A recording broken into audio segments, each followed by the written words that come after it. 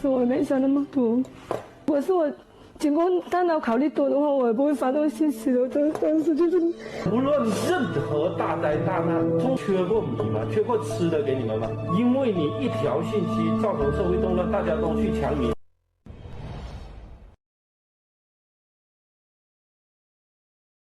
好嘞，运不过去的，他们那边不接受，海关不接受，货是要的啦。我们现在是冬天。今天呢，想和大家聊一下我自己内心的感受啊。我们很清楚，现在的所有的死难者家属都是被打压的。刚刚晚上我发了一个视频，然后的话呢，就有一个我们的追思亲人群啊，就有一个死难者的群，里面现在有120多位死难者的家属在里面。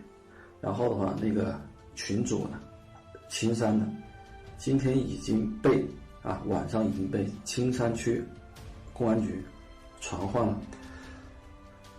我们的群只是追思亲人互助，然后呢，没有提出任何反党反国家的要求，都只是要为亲人还他们一个公道，讨一个说法。因为当初全世界的人都清楚，当初的起因是你地方政府在隐瞒疫情，然后同时呢还在粉饰太平，同时呢不采取任何的措施，让所有的人麻痹大意，让所有的人没有防护，在所有人没有防备的情况下，还在外面聚集，甚至口罩什么通通都没有，然后的话呢感染了。现在的意识形态和舆论一块的控制已经叫令人发指完完全全不可以有任何的意见。我希望每一个有良知的中国人、华人可以去扩散可以去告诉所有的人，这样一些新冠死亡的死难者的家属现在活得多么卑微，活得多么委屈。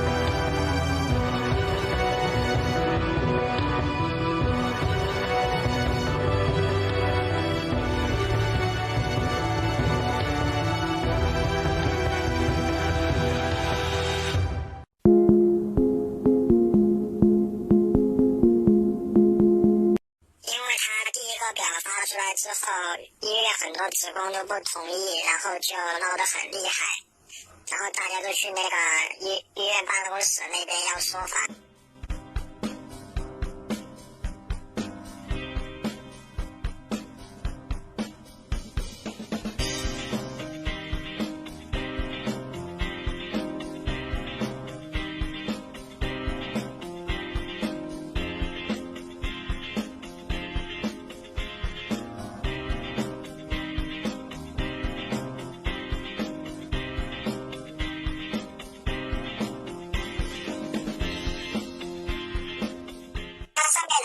都是满勤，那几个只有几天的那些呢，他是那天才开始上班，他从哪天上班，基本上从哪天开始算的满勤，就是双休日实际没有上班，就在家里待着，然后最后全部也刷了满勤。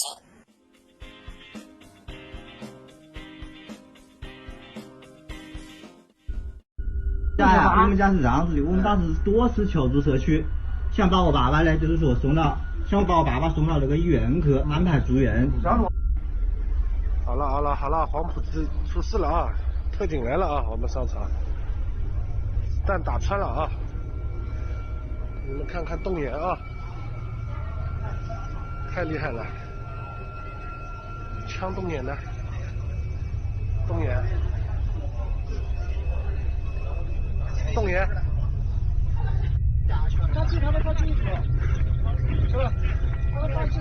行吧。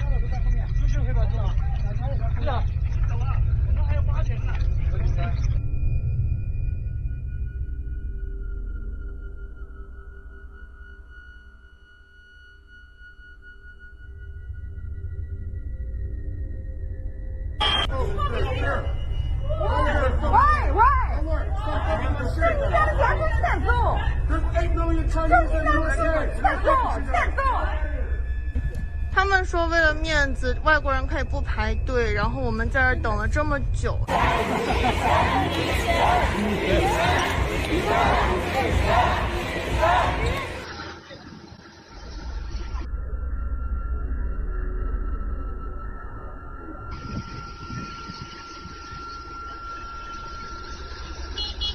刘胡兰挺起胸膛说：“要杀要砍有你们，怕死的不是共产党员。”他迎着呼呼的北风，踏着烈士的鲜血，走到铡刀跟前。刘胡兰光荣的起身了，他才15岁。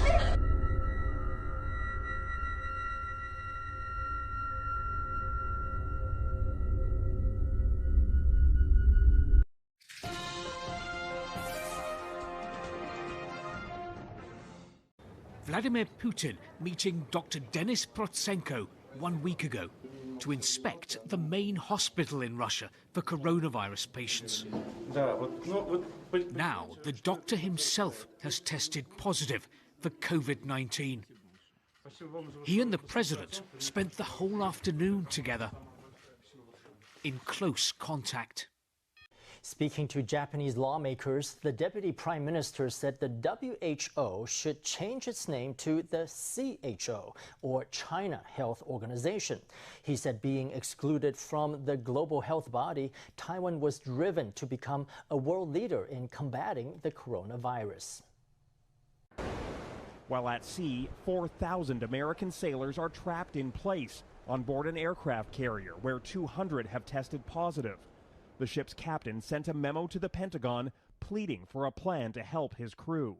In the UK, more people died today, too, than any previous day. 381 deaths were recorded, pushing the total to over 1,700. And new data suggests the true death toll could be over 20% higher because official government figures in the UK do not include people who die at home.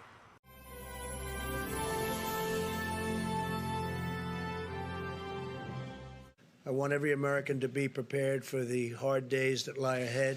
We're going to go through a very tough 2 weeks. And then hopefully, as the experts are predicting, as I think a lot of us are predicting after having studied it so hard, you're going to start seeing some real light at the end of the tunnel. But this is going to be a very painful, very, very painful 2 weeks.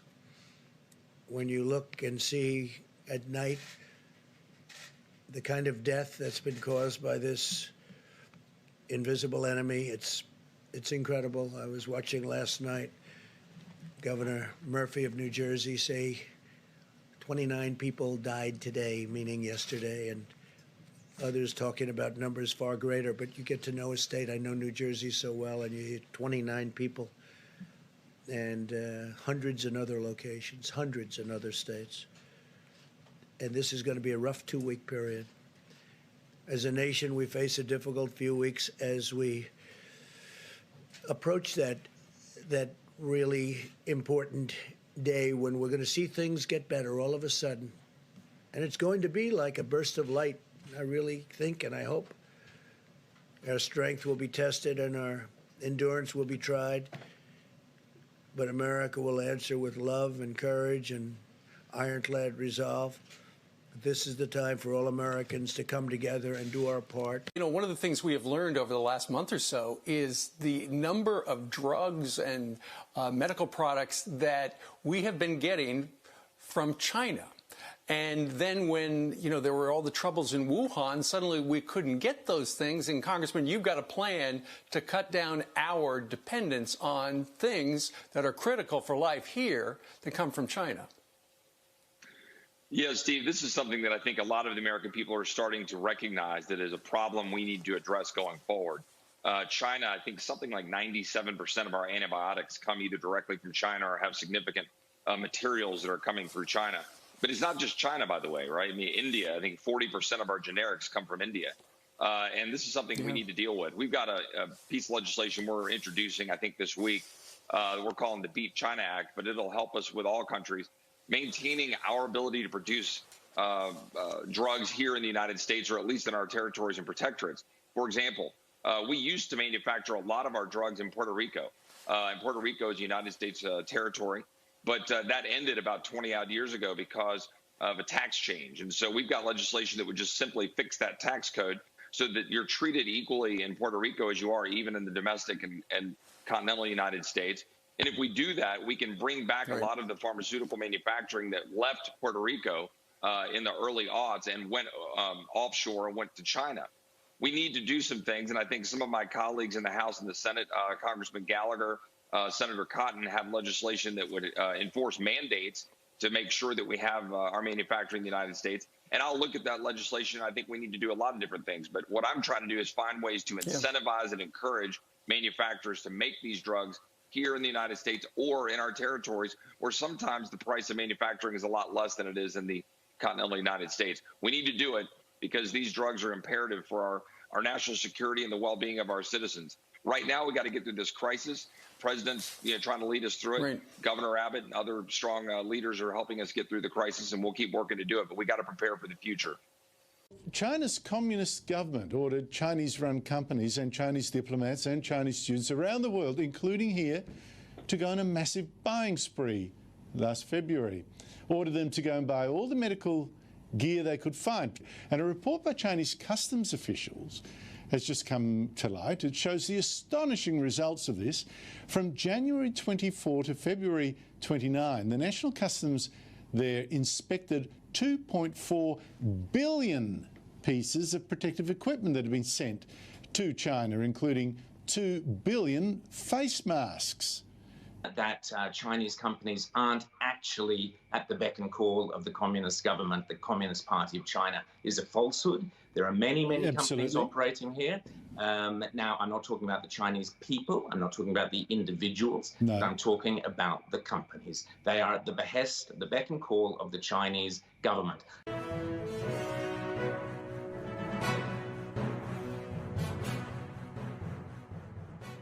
Jack, you've got a pretty good perspective on this. You just saw Bloomberg's breaking story. U.S. intelligence is now officially saying they suppressed the information, essentially lied to the President of the United States in all these conversations they had. Give us your perspective of where we stand right now with the Chinese Communist Party and this Wuhan virus, this CCP virus, as we call it. Well, Steve and everyone, I want to thank you for having me back on War Room Pandemic. You know, I was here for the first episode, and I had hoped that there wouldn't be continuing episodes much longer in through the year of 2020, and yet here we are. It stands as this CCP virus has struck the American soil. Now, what people need to understand that the Communist Party in China, at one point, following SARS, following H1N1, they had begun to set up a fail-safe program within China, because the Chinese scientists knew that they couldn't allow things like this to further destabilize their country. But it was Xi Jinping and his control takeover of the party, his top-down takeover of the party, his scare tactics, his purges that went on throughout the party, his sacking of party leaders, his sacking of anyone that went against him, that went against the image, his implementation of a cult of personality, which he has done, declaring himself, president for life, chairman for life. That is the reason that fail-safe program went down. It was the re-takeover of power, the reassertion of power, the centralization of power in that role of Xi Jinping by the Chinese Communist Party. Look, I think there's a lot of Chinese doctors out there, a lot of frontline healthcare workers, a lot of Chinese families that want to do the right thing. But it's the Chinese Communist Party that's been pushing this down from the start. And you're seeing it now, the trouble that they're having, because even though they can fake these numbers, and of course we know that they're fake. Bloomberg is reporting, of course, that our intelligence knows they're fake. The Chinese knew they had a problem all the way back in November. We're now finding out. But when it comes down to it, they can't lie to the people about who have lost their families in China. They can't lie to the people who know that they've lost loved ones. They know those urns are piling up, and not just in Hubei province, but we can see them there. They can't lie to them, and that's why you're seeing the protests. That's why you're seeing the pushbacks on the borders of Hubei. And those protests that are going on in the provinces, it's not just Hubei. We're seeing it in Zhejiang. We're seeing it in Hunan. We're seeing it throughout the entire region. They're going to start spreading throughout all of China because this is the system fighting back. This is the people starting to now fight back, not just in Hong Kong, which is the autonomous region, but we're seeing people within China fight back against the CCP, and they're starting to wake up to all of this.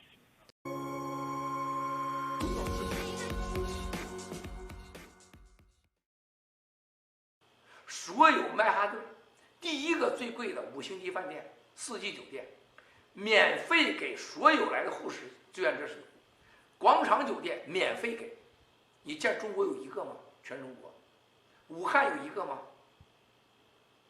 免费吃、免费送、免费服务，还按摩，还有按摩功能。5星级啊，一晚上3000到8000的房间啊，竟然在这样的房间里面限制每层有2个负压房间。负压房间，每一层放2到3个紧急性的心肺机。每大堂里边所有的酒吧、餐厅全部打开，给这些赞助者、医护者全部使用。这是多伟大的国家呀！